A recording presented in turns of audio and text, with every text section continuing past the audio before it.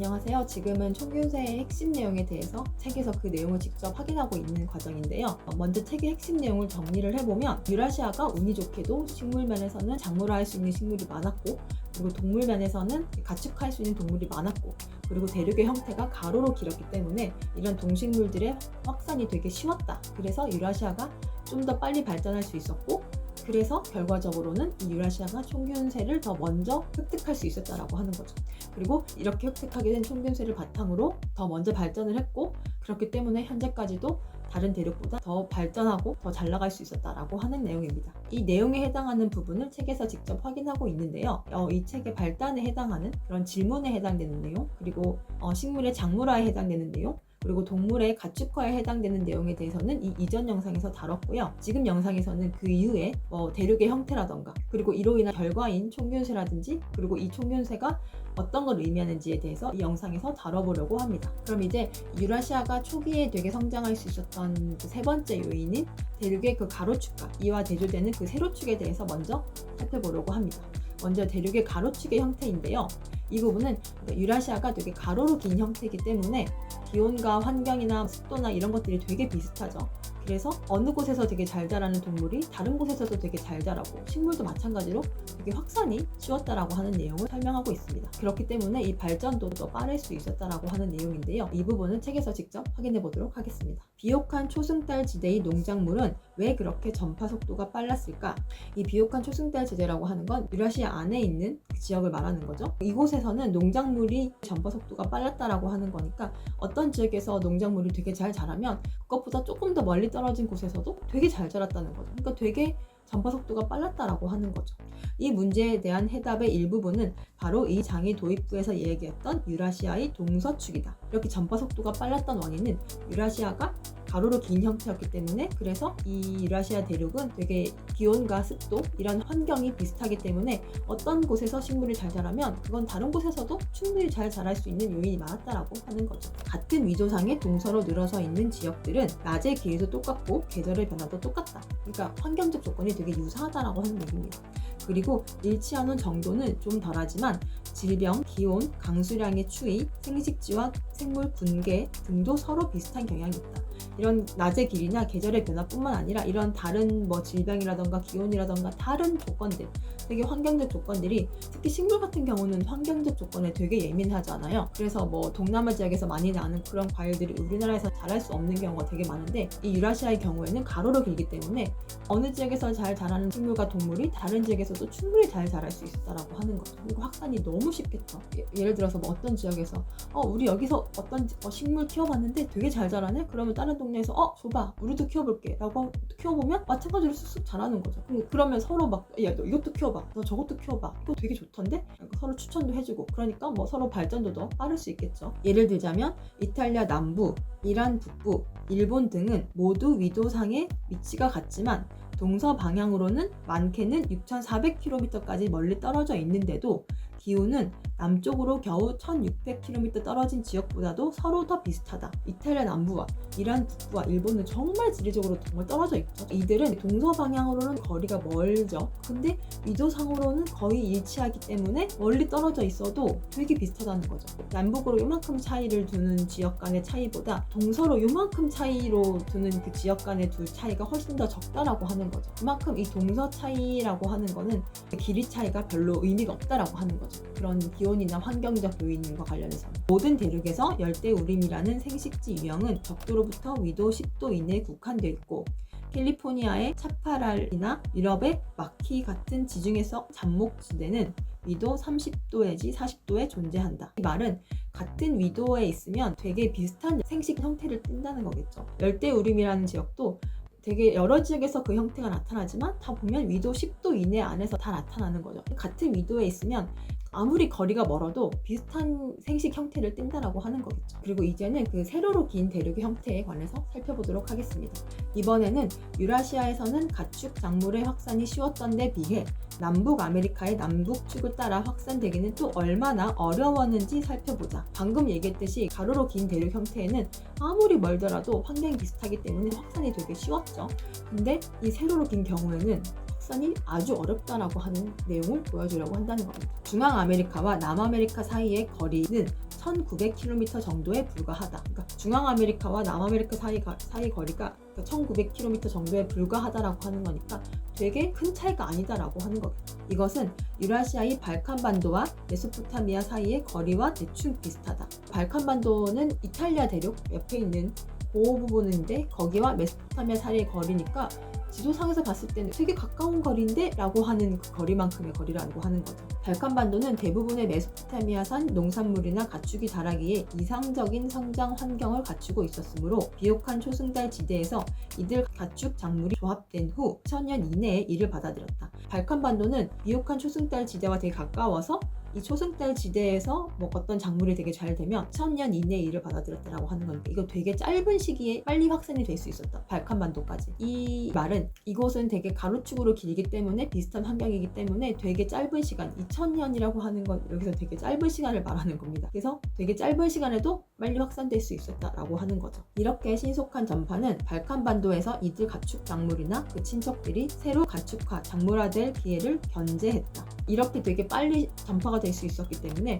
어떤 지역에서 뭐 가축이 됐거나 어떤 지역에서 작물화가 됐다라고 하면 다른 지역에서도 그 동물이 충분히 살아갈 수 있고 그 작물도 충분히 길러질 수 있었다라고 하는 거죠. 멕시코의 고지대와 안데스 산맥도 각각 서로의 농작물 및 가축이 살기에 적합한 환경이었다. 멕시코의 고지대와 안데스 산맥 같은 경우에는 아메리카 대륙을 말하는데 그 지역도 둘 다 서로 기후가 비슷해서 멕시코에서 잘 자라는 식물과 동물이 이 안데스 산맥에서도 충분히 잘 자라기에 적합한 기후였다라고 하는 거죠. 실제로 멕시코의 옥수수를 비롯하여 몇 가지 농작물은 콜럼버스가 도착하기 전에 상대 지역으로 전파되었다. 이렇게 되게 기후가 비슷하기 때문에 이 지역에서는 옥수수를 비롯해서 몇 가지 농작물들은 실제로 다른 지역에서 되게 전파가 돼서 길러지고 있었다라고 하는 거죠. 콜럼버스가 도착하기 전이라고 하는 건 유럽 사람들이 대항해 시대 때 도착하기 전에 이미 이곳에서도 어느 정도 확장이 이루어지고 있었다라고 하는 거죠. 중요한 건 그러나 그 밖의 농작물이나 가축은 중앙아메리카와 남아메리카 사이에서 상대 지역으로 전파되지 못했다. 그러니까 아까 말했듯이 중앙아메리카와 남아메리카 사이는 생각보다 거리가 멀지 않습니다. 그럼에도 불구하고 일부 뭐 옥수수랑 몇 가지 농작물만 전파됐을 뿐 다른 농작물이나 가축들은 전파가 되지 못했다라고 하는 거죠. 되게 짧은 거리임에도 불구하고 이게 세로축이 긴 아메리카 대륙의 특징이라고 하는 겁니다. 그리고 이렇게 전파되지 못한 이유에 대해서 뒤에 또 설명을 하겠죠. 멕시코의 서늘한 고지대는 남아메리카의 서늘한 고지대에서 가축화, 작물화된 라마, 기니피그, 감자 등을 기르는데 이상적인 환경이었다. 아까도 말했듯이 기후가 비슷했다라고 하는 거죠. 멕시코의 서늘한 고지대와 남아메리카의 서늘한 고지대가 되게 비슷하기 때문에 한쪽에서 잘 길러진 동물들이 다른 쪽에서도 충분히 잘 길러질 수 있는 환경이었다라고 하는 거죠. 그런데도 이들 안데스 특산물의 북상은 중간에 위치한 중앙아메리카의 무더운 저지대에 가로막혀 완전히 중단되었다. 그러니까 남아메리카에서 되게 잘 자라는 식물과 동물이 있었고 이 기후를 살펴보면 이 식물과 동물이 멕시코에서도 충분히 잘 자랄 수 있었음에도 불구하고 이 중앙아메리카라고 하는 무더운 저지대가 있어서 확산이 되지 않았다라고 하는 거죠. 멕시코까지 올라가지 못했다라고 하는 거죠.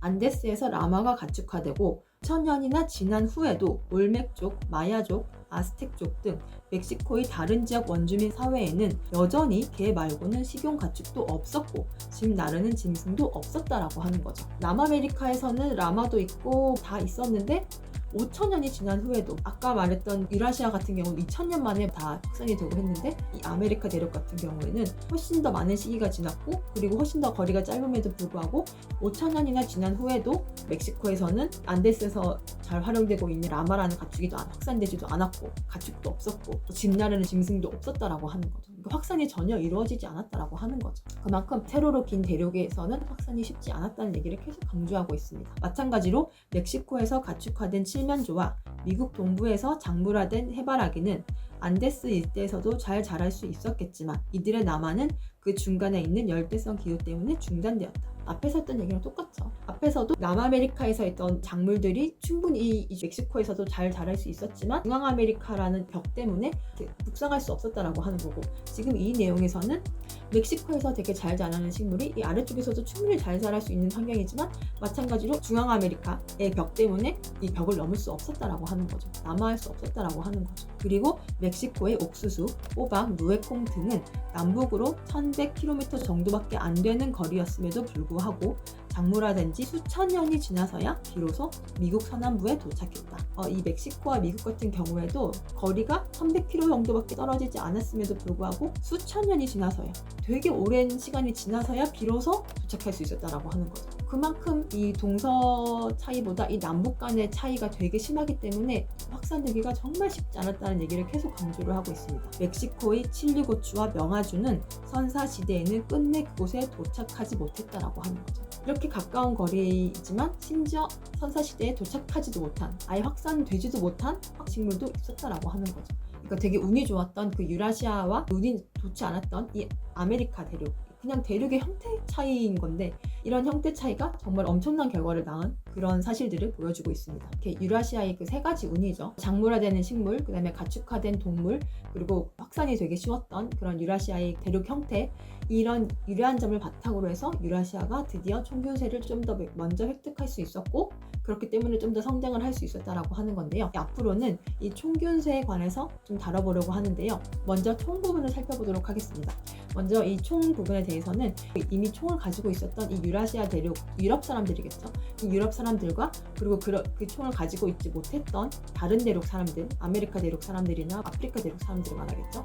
이 대륙 사람들이 전쟁에서의 차이를 보여주고 있습니다. 이 총의 위력이 대단했기 때문에 이 총을 소유했느냐 하지 않았느냐가 어떤 문명을 훨씬 더 성장시키고 어떤 문명을 거의 사라질 수 있게까지 만드는 그런 역할을 할 수 있었다라고 하는 거죠.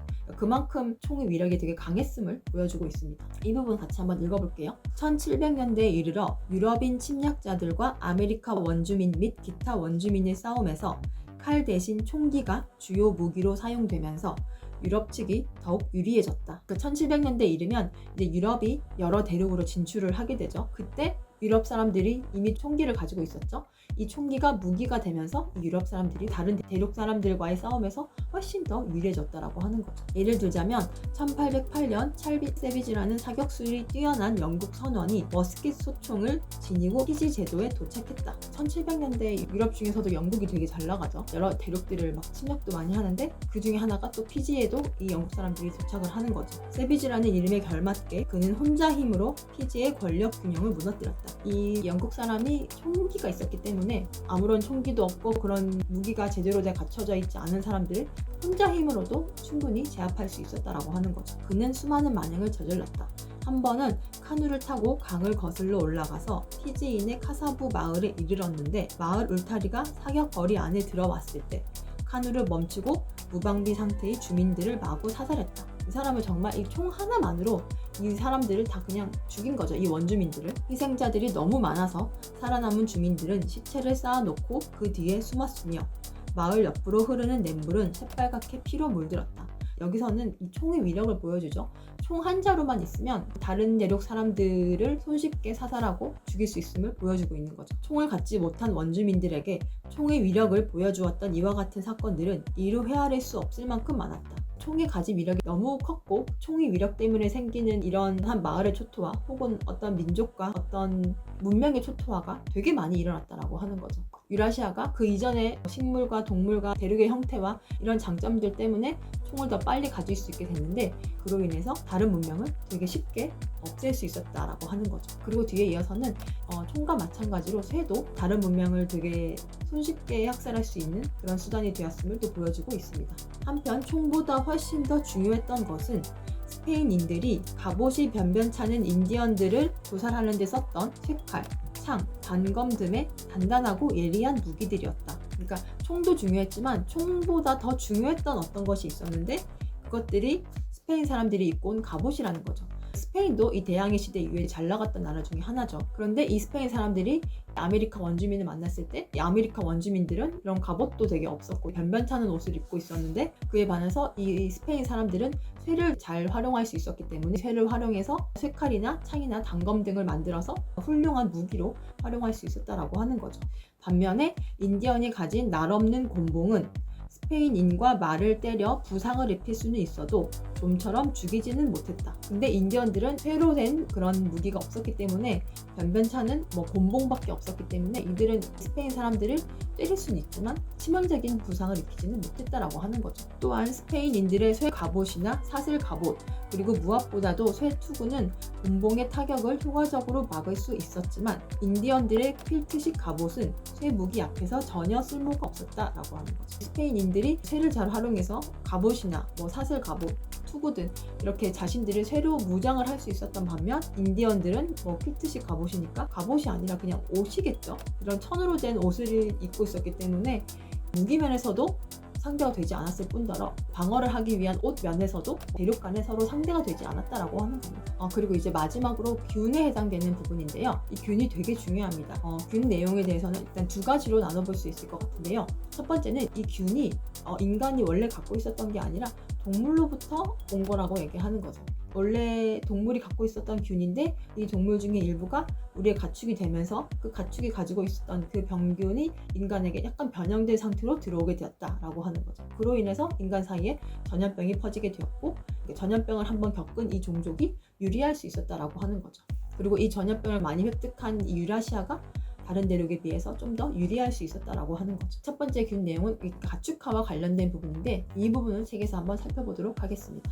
그렇다면 이 새로운 질병들은 어디서 생겨났을까? 이 새로운 질병들이라고 하는 거는 인간이 원래는 가지고 있지 않았던 그 병인데 어느 순간부터 인간이 되게 그 전염병을 서서히 앓게 됐다라고 하는 거죠. 그렇다면 이 인간이 얻게 된 이 전염병이 도대체 어디서 왔냐라고 묻는 거죠. 질병을 일으키는 이들 세균에 대한 분자 연구를 통해 최근 여러 가지 증거가 드러나고 있다. 분자 연구를 해보니까 인간이 가지고 있던 그런 전염병이 도대체 어디서 왔는지 알 수 있었다라고 하는 거죠. 인간에게 질병을 일으키는 많은 세균들에 대해 분자 생물학자들은 이제 각 세균의 가장 가까운 친척들을 확인할 수 있게 되었다. 인간이 가지고 있는 그런 전염병이 있고 그 전염병과 가장 가까운 친척, 아주 똑같진 않지만 아주 유사한 그런 전염병의 친척에 대해서 알게 되었다라고 하는 거죠. 그런데 이들 역시 대중성 전염병을 일으키는 세균들이다. 이 인간이 가지고 있는 이 전염병의 친척에 해당하는 이들도 대중성 전염병 일으키는 병들이다 라고 하는 거죠. 다만 우리의 각종 가축이나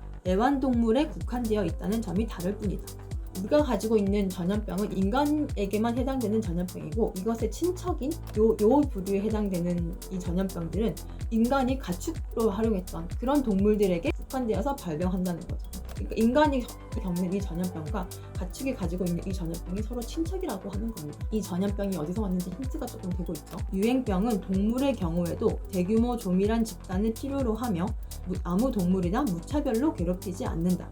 인간이 가지고 있는 전염병의 친척이 되는 이 가축이 겪는 전염병들도 어떤 동물이든 다 그냥 겪는 게 아니라 동물들 중에서도 조밀한 집단 생활을 하거나 혼자 돌아다니는 그런 동물이 아니라 가족을 이루거나 친척을 이루거나 어떤 몰려다니는 그런 동물들에게서 그런 전염병이 발병을 한다라고 하는 겁니다. 즉 대중적 전염병들은 대체로 대규모 집단을 이루고 있는 사회적 동물들에 국한해 발생한다는 것이다. 이 동물들에게 일어나는 전염병들도 혼자 돌아다니는 동물들에게서는 발견되지 않고 무리지어 다니는 동물들에게서 발견된다라고 하는 거죠. 사회적 동물들의 그런 의미인 거죠. 그러므로 우리가 소나 돼지 같은 사회적 동물을 가축화시켰을 때 이 동물들은 이미 그러한 유행병에 걸려 있었으므로 그 세균이 우리에게로 옮겨온 것은 시간 문제였다. 여기서 답이 나오죠. 우리가 가축화시킨 이 동물들은 혼자 지내는 동물들이 아니라 이들도 원래는 야생에서부터 무리지어 살던 동물들이었다고 하는 거죠. 그래서 그 무리지어 살던 동물들 중에서 일부가 이미 그런 대중성 전염병을 가지고 있었고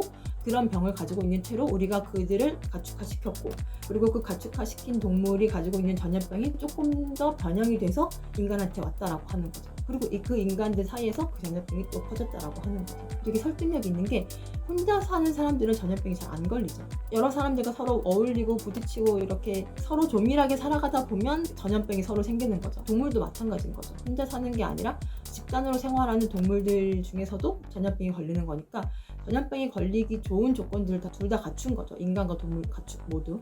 그래서 결과적으로 인간이 가축을 기르게 됨으로 인해서 그 가축으로부터 전염병으로 일어나서 인간들 사이에서도 이 전염병이 옮겨질 수 있었다라고 하는 거죠. 근데 중요한 건 가축화를 성공한 집단은 유라시아밖에 없죠. 그러니까 유라시아 사람들만이 이 전염병에 걸리는 거예요. 근데 이 전염병에 걸리는 게 단기적으로 보면 되게 많은 사람들이 희생당하죠. 특히 그때는 위생이 그렇게 좋지도 않았기 때문에 전염병이 한 번 돌면 인구의 3분의 1이 죽거나 난리가 나죠. 거의 쓸어가죠. 근데 중요한 건 그렇게 많은 사람들이 죽기 죽기도 하지만 그 전염병을 통해서 살아남은 사람들은 중요한 건 면역을 획득하죠. 그리고 더 중요한 건 그 면역을 획득한 사람들끼리 결혼을 해서 또 아기를 낳으면 그 아기는 또 면역을 갖게 되고, 그리고 그런 사람들끼리 또 모여 살면 또 이 면역을 가진 사람들끼리 공동체가 되는 거고, 또 그리고 이런 과정이 계속 반복되다 보면 물론 이렇게 살다 보면 전염병이 또 올 수 있겠죠. 가축과 늘 함께 생활하니까. 그러면 또 일부가 또 죽지만 또 살아남은 사람들은 이 새로운 전염병에 대해서 면역을 획득하게 되는 거고, 이게 계속 반복이 되다 보면 유라시아에서 최종까지 살아남은 사람들은 되게 많은 전염병에 대해서 면역력을 획득하게 되는 거죠. 이게 되게 이익인 겁니다. 이런 상태에서 대항해 시대 이후에 유럽 사람들이 다른 대륙으로 막 다 넘어가게 되는 거죠. 근데 다른 대륙 사람들은 가축화를 해본 적이 없으니까 전염병이 걸려서 죽을 일도 없었지만 상대적으로 면역을 획득하지도 못했죠. 근데 상대적으로 면역을 획득한 이 유럽 사람들이 가서 만나게 되면 전염병이라도 한번 돌게 되면 아메리카 대륙의 뭐 인디언들이라던가 혹은 다른 지역의 아프리카 대륙의 사람들이라던가 이런 사람들은 전염병에 대해서 한 번도 면역을 얻은 적이 없었기 때문에 거의 몰살당하는 거죠. 지금 이 내용이 바로 다음에 이어집니다. 코르테스가 다시 쳐들어왔을 때 아스텍인들은 더 이상 그렇게 어리숙하지 않았고 몹시 격렬한 싸움을 벌였다. 이 코르테스라고 하는 게 스페인군을 말하고요. 이 아스텍인들은 이 아메리카 대륙 인디언을 말하는데, 유럽 사람들이 아메리카 대륙에 이제 서로 들어와서 많은 것을 획득하려고 막 하죠. 그럴 때 이 아메리카 대륙에 원래 살고 있던 이 원주민들과 이렇게 싸움을 하게 되는 거죠. 그런데도 스페인인들이 유리했던 것은 바로 천연두 때문이었다. 아메리카 인디언들도 이 유럽 사람들한테 그냥 막 지지 않았을 거라는 거죠. 격렬하게 싸움을 해서 어떻게든 이겨보려고 애를 썼지만 그럼에도 불구하고 이들이 질 수밖에 없었던 것은 천연두라고 하는 이 전염병 때문이었다라고 하는 거죠. 이 병은 1520년에 스페인령 쿠바에서 감염된 한 노예와 더불어 멕시코에 도착했다. 이 천연두라고 하는 건 유럽에서는 한번 휩쓸고 가서 거기서 살아남은 유럽 사람들은 그것에 대한 면역이 이미 획득한 상태였어요. 근데 이 아메리카 대륙 사람들은 이에 대한 면역이 없었던 거죠. 그런데 그 대항해 시대 이후에 그 아프리카 흑인들이 노예가 돼서 아메리카로 많이 넘어가게 되는 거죠. 그 와중에 이 유럽 사람들과 접촉을 했고, 그런 상태에서 이 전염병을 가진 채로 이 아메리카 대륙에 넘어오게 된 거죠. 그때부터 시작된 유행병은 거의 절반에 가까운 아스텍족을 몰살시켰으며 그 속에는 후이틀라우막 아스텍 황제도 포함되어 있었다. 그때 이 유럽 사람들이 가지고 있었던 총도 있었고 쇠도 있었고 여러 무기들도 있었지만 아메리카 인디언들에게 가장 치명적이었던 건 이 균이라는 거죠. 심지어 황제도 그냥 죽였다라고 하는 거죠. 심지어 거의 절반에 가까운 부족을 몰살시켰다라고 하는 거죠. 마치 스페인인들은 무적임을 알리려는 듯 스페인인은 내버려두고 인디언만 골라 죽이는 이 수수께끼의 질병 때문에 아스텍의 생존자들은 사기가 크게 저하되었다. 이 아스텍인들은 되게 신기한 거죠. 우리가 이렇게 다들 이런 병에 걸려서 고생을 하는데 왜 스페인 사람들은 우리랑 같이 있어도 안 죽지라고 하면서 이 사람들은 되게 의아해한 거죠. 그러니까 이 사람들은, 이 스페인 사람들은 이 병에 대해서 면역이 있었다라고 하는 거 이들을 몰랐겠죠. 그러니까 이 사람들은 저 사람들은 진짜 무적인가? 이런 병에 대해서도 강하네? 이러면서 스페인 사람들을 바라봤을 테고 더 사기가 저하되는 거죠. 그리하여 처음에는 약 2천만에 달했던 멕시코 인구가 1618년에 이르렀을 때는 약 160만으로 곤두박질 치고 말았다. 처음이라고 하는 이 시기는 1519년을 말하는데 처음부터 1618년까지는 약 100년 동안의 시간을 말하는 거죠. 이 100년 만에 멕시코 인구가 2천만에서 160만까지 줄었다라고 하는 거죠. 그러니까 10명 중에 1명도 살아남지 못했다라고 하는 거죠. 이건 거의 나라 하나가 없어진 게 아닌가 싶기도 한데요. 제가 알기로 홀로코스트로 600만이 사망한 걸로 알고 있는데, 근데 지금 이거는 1800만 이상이 죽었다라고 하는 거니까 이거는 뭐 그냥 거의 몰살이라고.